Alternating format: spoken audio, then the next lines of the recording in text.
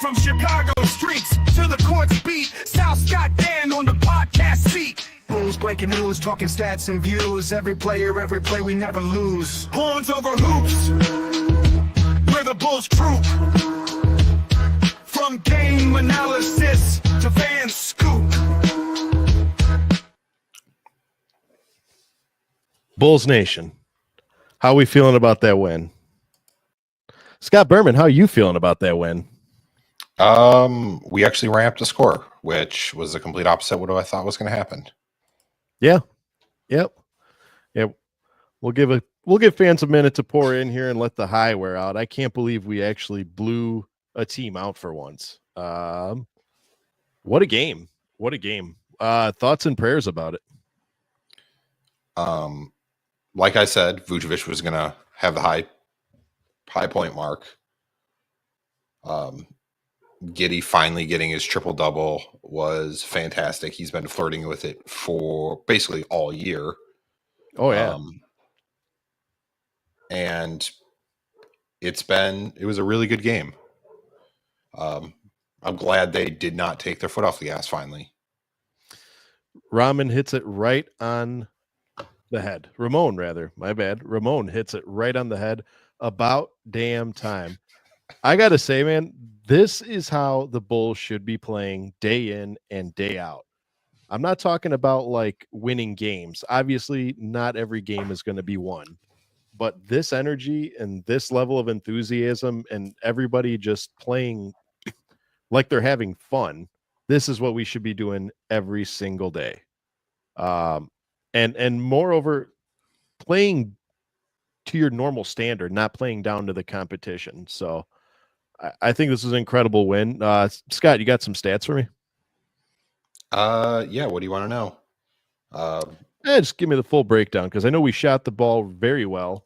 I want to get into Matas later, but first we'll hear the stats. Bulls shot 52% from the field, 34% from the three-point line.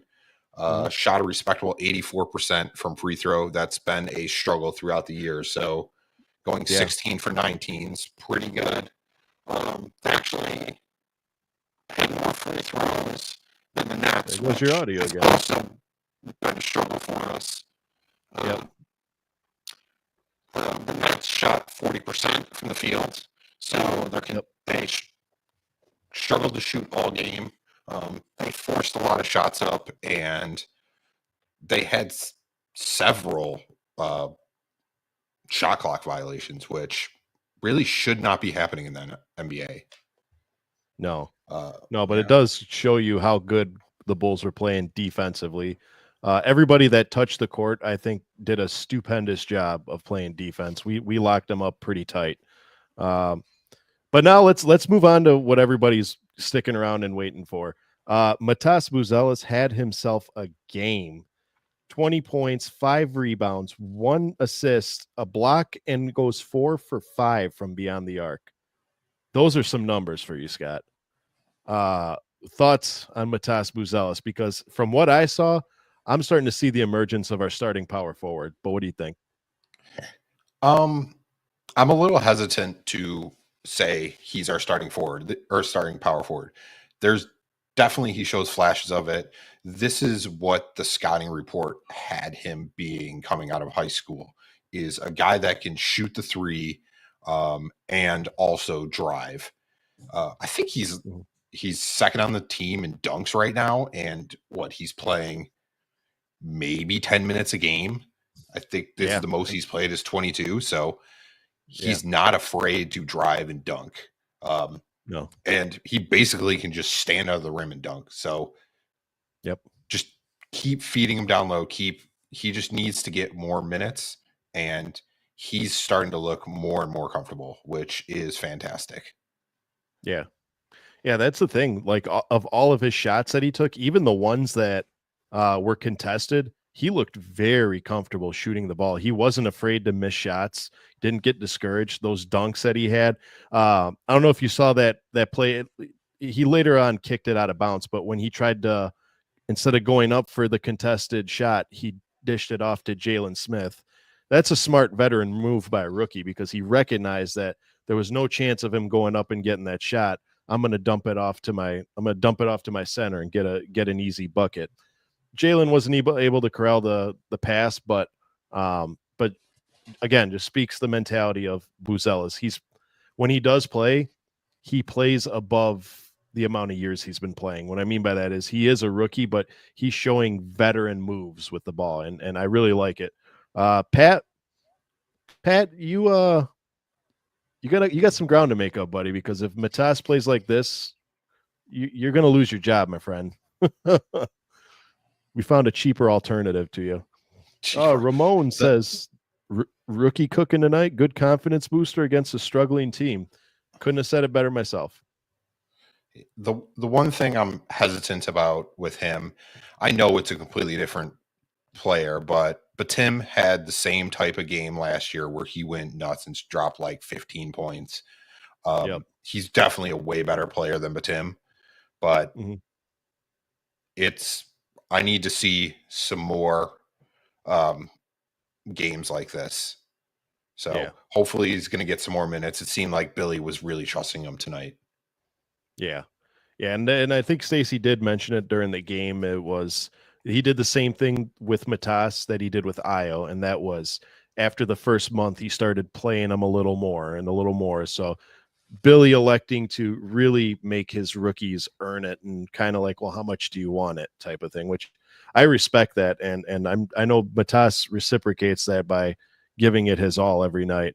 I want to move on to Josh Giddey because love him, hate him. I know he's been up and down. We've had a roller coaster of mixed emotions with that young man, but the man had himself a triple double, man. His first of hopefully many triple doubles. How do you feel about Josh Giddey now? He's always going to get the stats, but he continues to struggle from three, and I think he needs to stop trying to be a three-point shooter.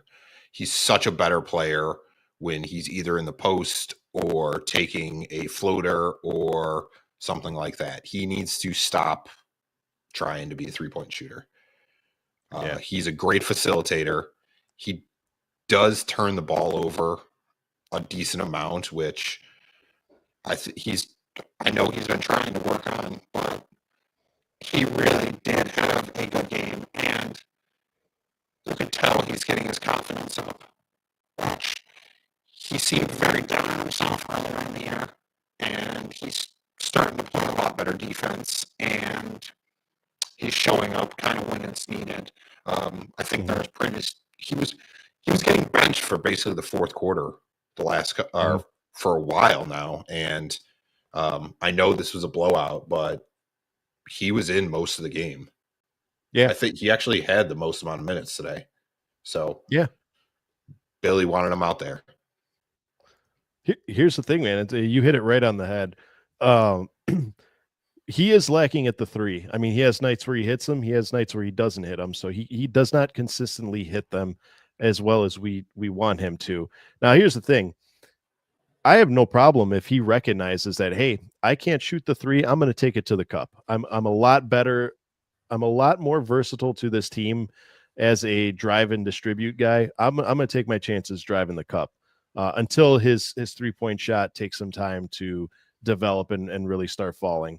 I'm not saying abandon it completely. By all means, the only way to get better at something is to keep doing it. But maybe not this game because it was a blowout, but maybe in more clutch games, maybe resort to driving the cup and recognizing your better shooters. But as far as the turnovers are concerned, when you're a passer, you're going to turn the ball over. When you're a shooter, you're going to miss shots. It's just as simple as that. The idea is just to limit the amount of turnovers that you're going to commit on a nightly basis. And if he can keep the turnovers down and drive the cup and continue just bringing that energy, I say he's going to be a volatile role of this offense going forward, and he will land himself a contract come this year. Scott Berman, THT, came in, and we barely got to see him because we were just in the high of Matas and Nico and Giddey, but THT quietly coming out of the woodworks here. What do you think? First, I can't take him seriously because he looks like he he's like a Gold's Gym, like pickup game player when he's out there. He just looks so like his body just does not fit an NBA player. He just like, I don't know, but he's been having like his last couple games. I think he's had like 5 or 6 games where he's scored in a row that he's scored over 10 points. Yeah. So he's been quietly our best bench player, especially with Io starting right now. I was very against him getting minutes for a long time because I just felt like he was just out there chucking up shots and turning the ball over. But he's really turned his game around and accepted this bench spot and is a great asset that we have coming off the bench. Yeah, that's the thing is with all the energy we have on the court, we do need that guy that comes off the bench and brings that energy. And up until recently, yeah, he was struggling to find his spot. Now he feels a little bit more comfortable in his role as a bench player, and he's starting to come around. THT is starting to become my favorite guy off the bench, that's for sure. But time will only tell what truly happens to him. We're looking on to Thursday now. I know we mentioned it in the pregame show, or in the halftime report rather, but we got the Spurs coming up. Are we gonna ride this high into another win, or do you think that the Spurs are gonna get the better of us? I don't know if we don't really have an answer for the Spurs. Like they play, I don't know. Can you stop Victor? Can anybody stop him? I mean, yeah, it's like you kind of have to hope that he's going to get his 20, 25 points. You just got to kind of hope the rest of the team struggles to shoot. We seem to be playing. I know we played against a very hurt Nets team, but if we can play the same defense that we did today, where we're causing them to run out the shot clock, chuck up bad shots, I think we might have a chance. But they've been a really hot team. They've beat some really good teams recently. They beat the Warrior, Thunder. I know the Kings have been struggling, but they've been playing really well. So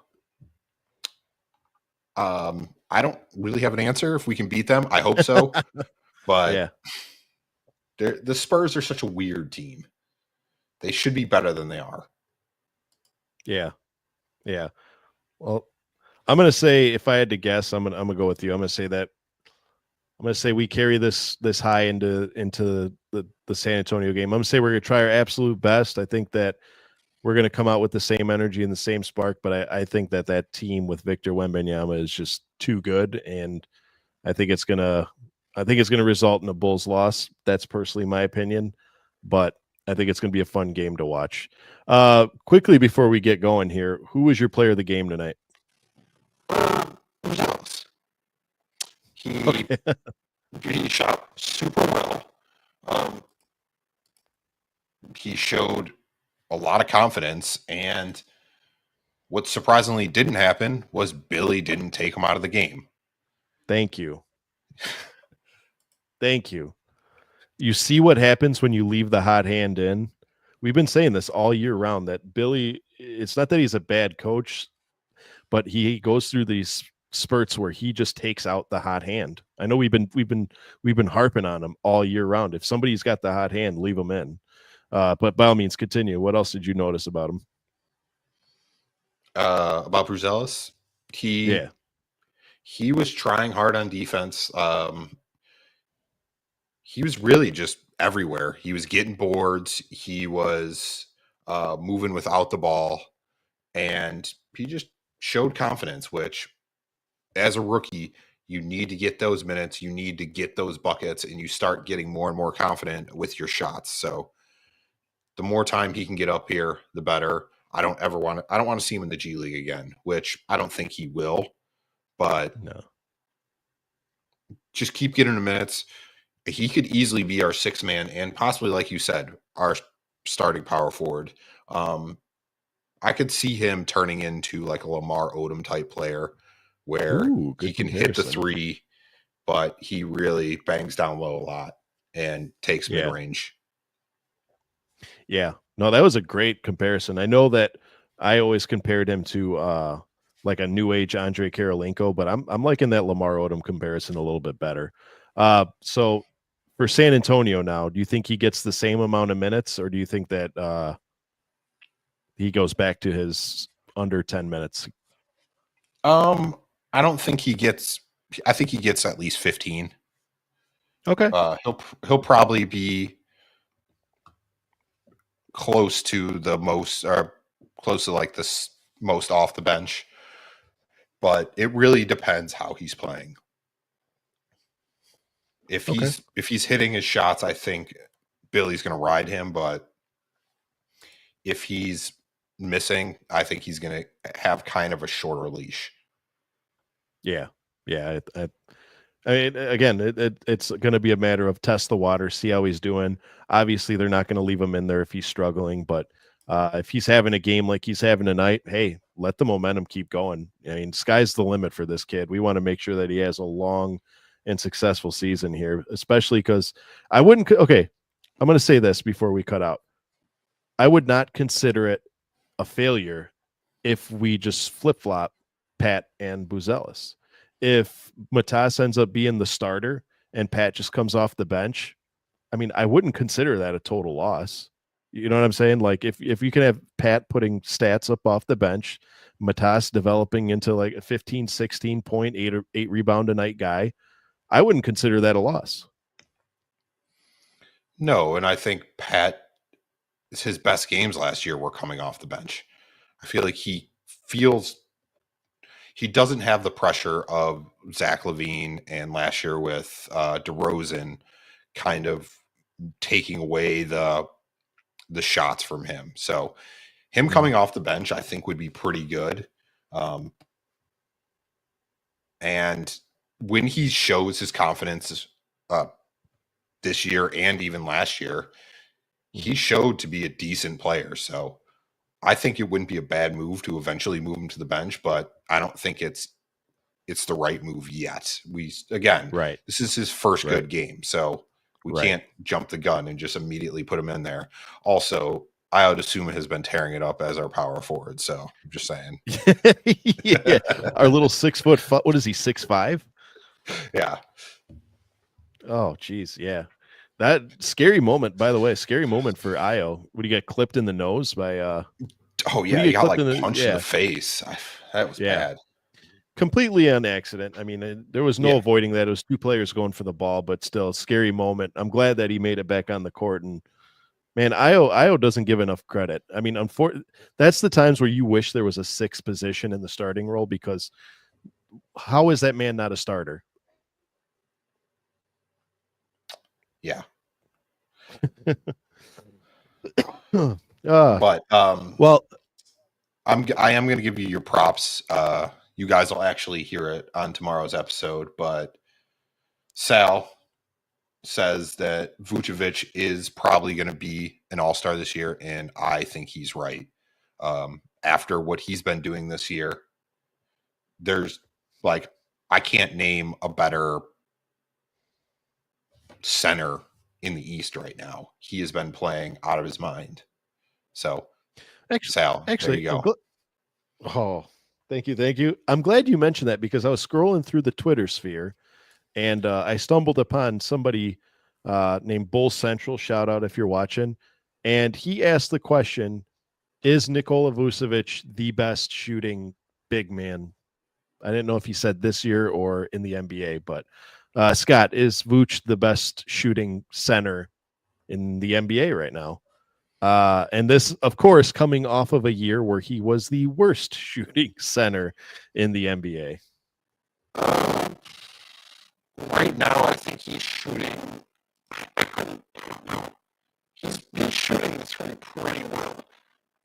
If that's what you're talking about, like a 3-point shooting big man. Yeah, just I would say right now he probably is with how he's confidently shooting. But overall, can't really name anybody that's shooting as well as him. Yeah. Victor's been shooting pretty well. Yeah.